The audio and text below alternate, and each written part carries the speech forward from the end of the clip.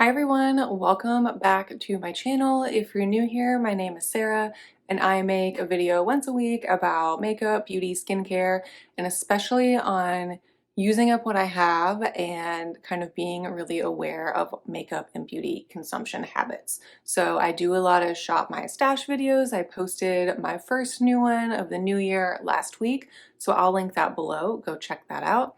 And then I do project pans. And so that is what today's video is going to be. And I'm going to do my project pan slightly differently this year and add some new things into it. So if you want to hear all the details and see what I'm starting the year out with for my 2025 project pan, then just keep watching.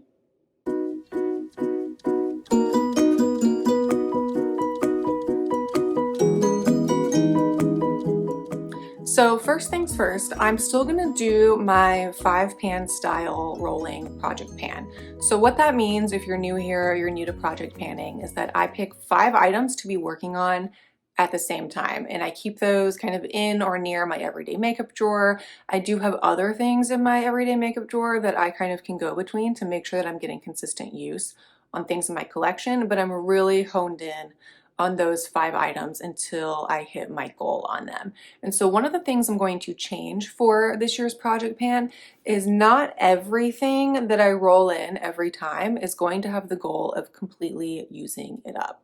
I've gotten to a point in my collection where I'm pretty happy with a lot of the things that I do have, and so many things have such little use at this point or are new to me that I think it would be really difficult and kind of confining to just focus on completely using up every single product that I roll into this project. So instead, there's going to be a handful of items throughout the year where the goal is just going to be to hit pan and not completely use it up, just hit pan. So I don't think I have anything like that in my first 5 items, but that will be coming later in the year.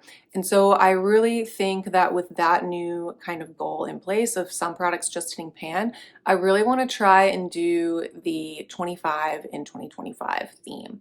So I want to either hit pan or have used up 25 items by the end of the year and be able to like collectively see that progress at the end. So let me know in the comments if you think that I can hit that goal. And with that being said, let's get into the 5 items I'm going to be starting the project with.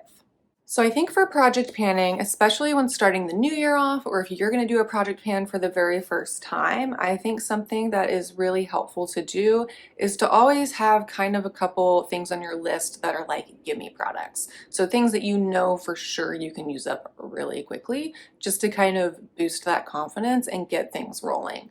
So that's what my first item is going to be. I'm going to roll in this Benefit Precisely My Brow Pencil.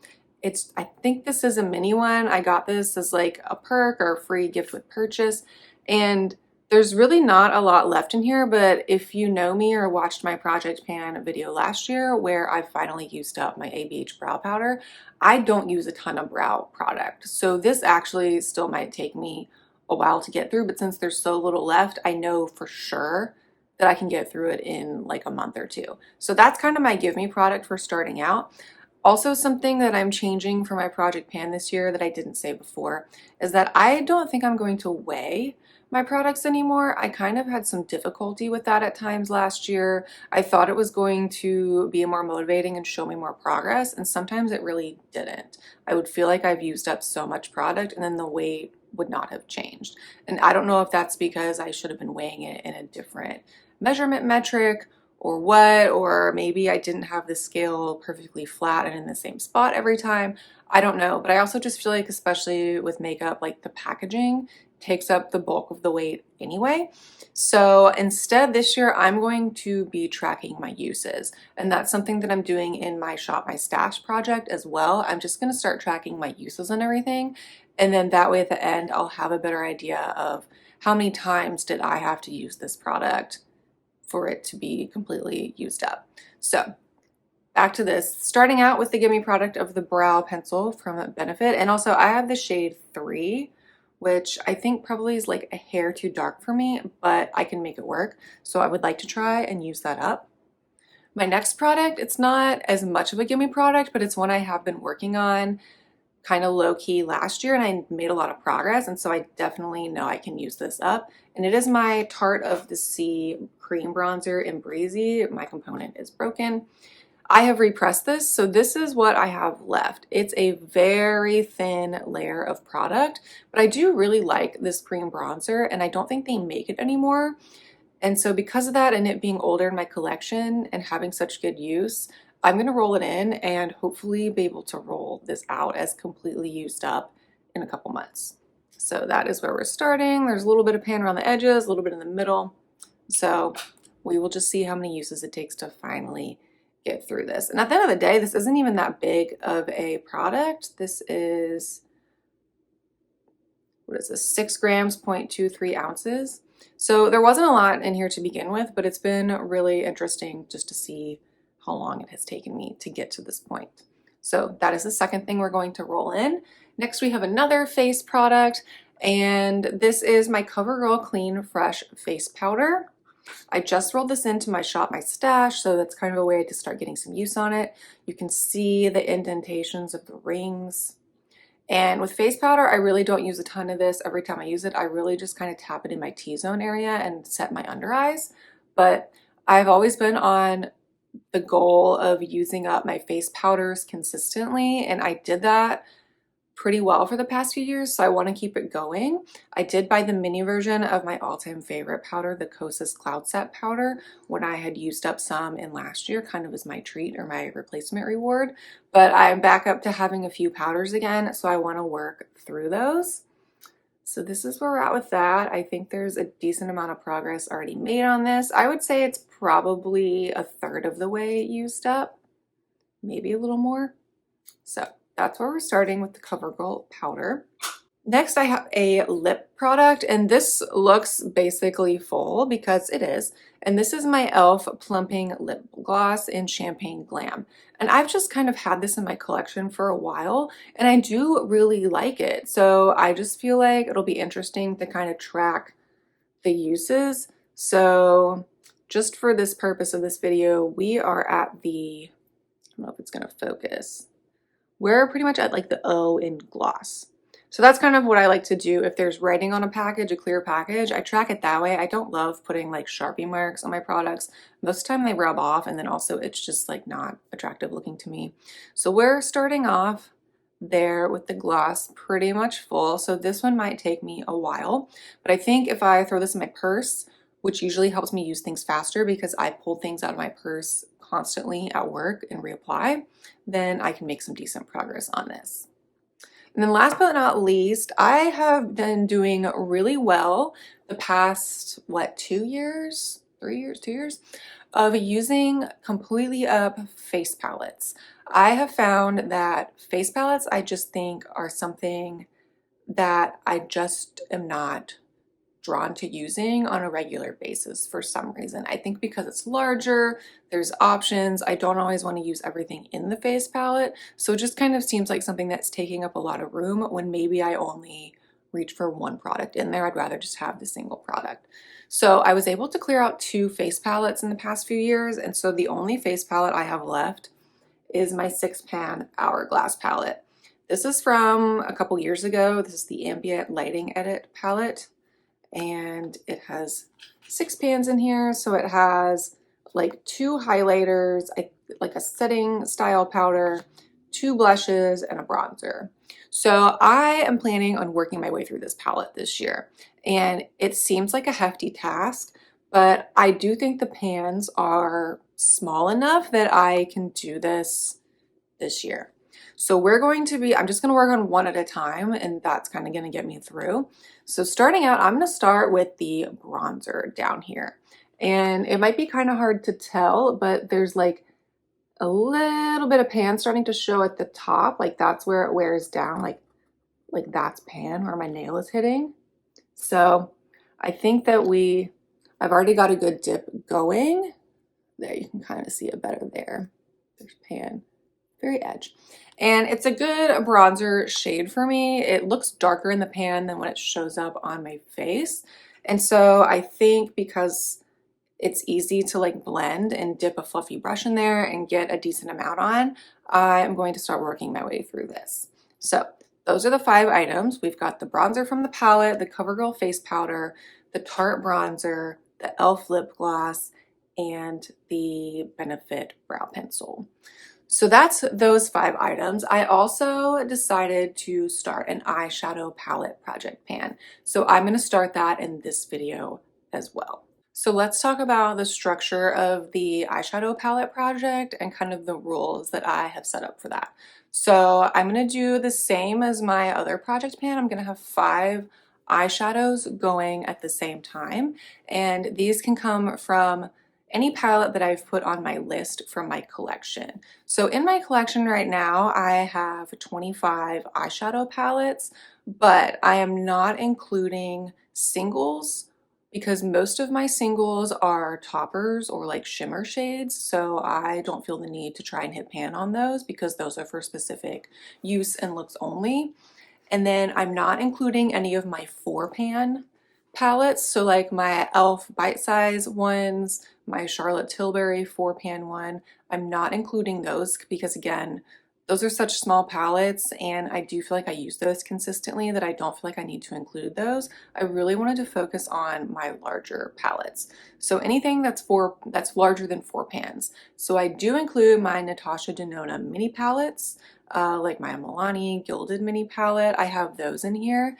And then I also, 2 that I decided to not include in this project are my ColourPop, the Twilight palette, and then the New Moon palette, which is making its way here. Those are also just 2 palettes where they're just not great for everyday use. If we're being honest, they're kind of for specific looks, and I bought them for fun and like nostalgia, and so I'm not as concerned about hitting pan on shades in those palettes. So I hope that makes sense and sounds fair. So I'm going to be using a randomizer app on my phone to do numbers to pick the shades. So I made a spreadsheet where I listed out all the palettes and all the shades in those palettes. So I believe the range is like 2 to 199. So I've got about 198 shades to choose from. And this time around, if any of the colors that come up on the randomizer are from the Alter Ego Coastal palette, which is also brand new to me, I'm not going to choose those shades because I already have that in my Shop My Stash everyday drawer, and it's so new to me that I'm just trying to get to know the palette still. But later on, if shades from that palette come in, I will try to hit pan on them. So hopefully we don't hit any of those today.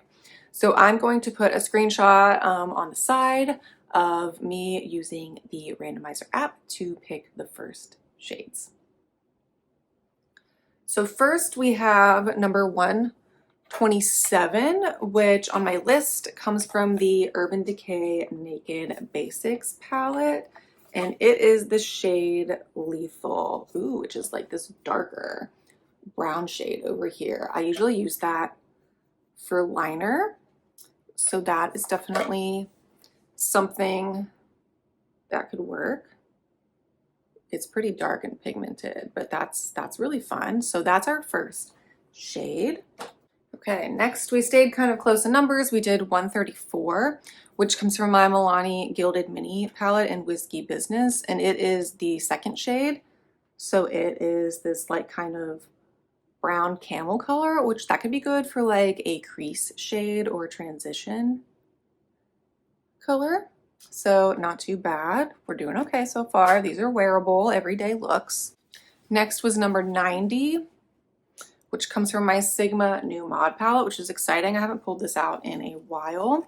And it is the shade Glam. So it is this shimmery shade on the end. So again, I think that actually, so far, these are looking cohesive, if not a little brown coppery, more than I usually go for in a look altogether, but those do go well together, so could be worse. So next is 67, and that comes from my Natasha Denona Mini Sunset palette, and it is going to be the shade Halo. Oh, Halo, which is down here. The back is always confusing because I always forget that it's like opposite. Okay, another shimmery shade, but more of that champagne pink. 162. So that comes from my Alter Ego Sahara palette. I love this palette. This is supposed to be a dupe for the Natasha Denona larger Biba palette, I believe. But the shade that this pulled up was Slate. So this like darker gray, which again could be used maybe as like a crease shade or like an outer corner darkening shade. Ooh, it's actually kind of similar. It's like a lighter version of the Urban Decay one, kind of. Okay, I am pretty darn happy with that color combo. Like I said, maybe a little dark to start out with, but having this lighter shade is really gonna help. And I think these can kind of be sheared out a little. That can be a liner. I think that is really, really wearable. That is exciting to me. So we will get started on that. And again, same as my other palettes, I will be tracking the usage on that and letting you know how many times I used a shadow before I hit pan on it. I do have a few other caveats for that project though. If there's a shade, like if I selected a shade that's just really bright or really not wearable, or something that, you know, I'm using and it's so tightly packed that I'm just like, oh my gosh, I'm never gonna hit pan on this in like a reasonable amount of time, I'm giving myself the opt-out that after 25 uses, I can roll that shade out and pick a new one. And in the same vein, I do have a number of palettes, like we'll use the Sahara one as an example, that have like a dark black or a matte black. I didn't include the blacks in the shades that I could choose just because that's not something that I'm interested in or that I feel like I really need to be hitting pan on. I have so many black shadows, and I do, whenever I'm pulling out the palette to use, if I need a black shadow, I just use whatever one's in there. So I do feel like I get okay use on those, and I just didn't want to run the risk of drawing like a bunch of black shadows over and over again. So I hope that made sense. I am excited for these projects, starting 2025 off with a project pan makeup item that's more focused on not necessarily using everything up, but hitting pan and using things up. Excited for that change. And then really excited to start this brand new eyeshadow palette project pan kind of challenge. And again, even though everything that I chose for this time around was pretty neutral and like brown and wearable, I'm excited for it to kind of push me out of my boundaries, because I would never put all of these palettes together to create that kind of look. I would just use one or two together, not all five.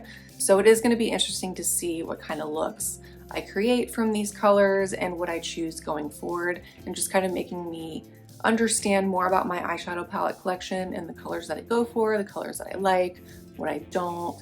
So that will kind of help me going forward in purchasing eyeshadow palettes. So I hope that this was enjoyable and that you are just as excited as me to get 2025 going. And I hope that you are staying healthy, safe, sticking to your New Year's goals, whatever they may be. I'm doing pretty good so far, even though it's just now the end of January. I want to stay strong. And yeah, if you like this video, please give it a thumbs up. Hit that subscribe button and the notification bell so you're updated of all of my upcoming videos. And I will see you all next time.